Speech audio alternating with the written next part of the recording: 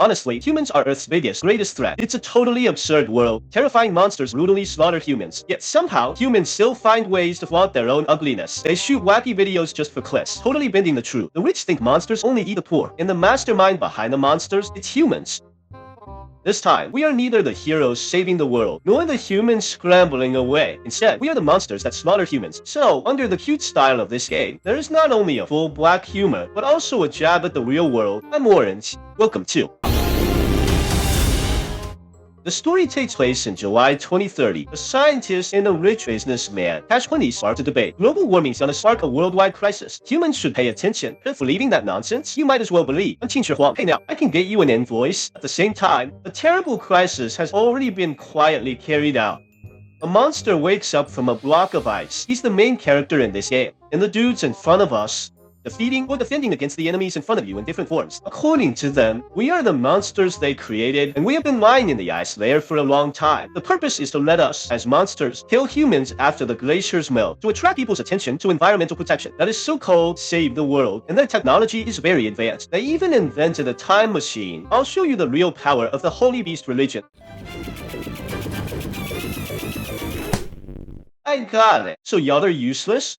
Then, the beast side took us to Long Island in the US. That's where we started our first strike against humans. We can totally eat humans to recover the health. That's like health potions everywhere. We can also knock down buildings by hitting them, or just launch cars right at him. Why not? It's not just about the cool physical effects in the game. We've got our own mess too. Got unfinished homework, or work's a drag. No matter your mood, just start the game and let off steam. Give a big shout. Doesn't it feel way better instantly? The game has a tutorial. In the tutorial, that beast Godfather bamboozled his followers into monster slaughter, saying, I'd use a time machine to swap my past self with my now self. They don't know the real deal about time machines, and now we know that the people we help are completely villains. By the way, our monster is based on the classic special monster Godzilla, which was born in 1954. One of the founders is the father of Ultraman, Eiji Tsuburaya. Our character picks are totally tangled up with Godzilla too. Like seriously, Godzilla, Mechanical Godzilla, Red Lotus Godzilla, Zootopia. And they're more than just Cindy different. We'll talk about it later. After the monster trashed the town, US News finally caught up and covered it. Strangely, TV didn't hit the oh no bell, nor did they chopper out refugees. Just send happy, crazy reporters, just for more clicks. Even if we knock them all down, the TV station acts like it's none of their biz. Good news, if you're tuning into our show, means you're safe from the monsters. It seems that as long as it is far away from oneself, folks don't really get scared, just slightly freaked out. Unless... Yeah, in this level, we gotta trash this TV station. This building's difficult to take down. Smashing the low and will bring it down. So, we've got a killer move. Just Rex out to build up energy, then unleash the killer move. Each character's got a unique one. Red Lotus breathes fire, the regulars roar, launches missiles, and the sloths can pause time. It's not just about wrecking TV stations. The Holy Beast religion stuffed the crowd with fatties. These fatties, sent by religion, just eating them gives you tons of energy. It's pretty sad. At the same time, a game company also made a game called Crazy Monster, with the theme of monster disaster, just to make money. This bit mocks the American game industry. It wants to limit the violence in the game and make it suitable for children. It also has strange roles of putting in black people. Game devs executed by Cole. This game's all about mocking real life. Hang tight, folks. More fun stuff's coming up soon.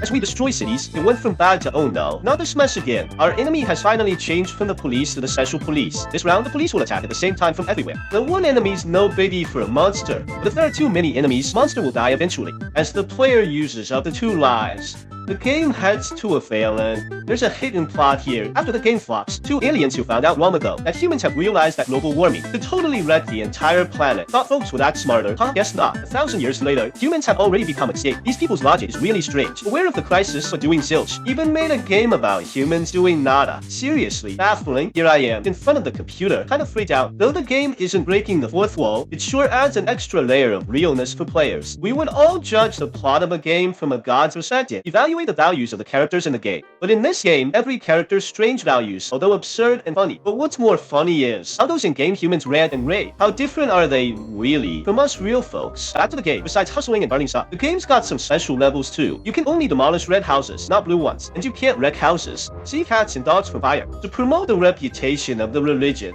Before long, the beast cult was all the rage. The crowd just kept getting bigger and bigger. Humans got majorly wiped out, but the world didn't get any better, did it? One of the minions asked the same question. Just like that, the boss of the religion turned out to be that cash money guy who already had loads of cash. He owned the Holy Beast religion, and most of the monster fighting gears are related to him, no matter what the world becomes. For him, it was just another day at the office. All good business. But now, oh, he's just zipping to his Mars base. He's off to his so-called tax-free paradise. The minions who knew the truth finally broke down. These minions abetted the monster to attack the religion itself. But now, what's the use of this? One night, a boy named Jimmy stood in front of the monster. His family was eaten by the monster, but he knows it's just some rich dude's game plan. To seek relief, he asked us to eat him. Though we got the choice to eat or not, no matter the pit, we're totally gonna eat him. After all, as a beast, all we have is instinct after all. That night, the monster saw ghosts of humans he'd killed. Loads of spirits floated from the ground to the sky. Finally, Jimmy's ghost showed up. He looked at the crying monster and finally forgave him. The monster didn't know why. At that moment, he seemed to have compassion.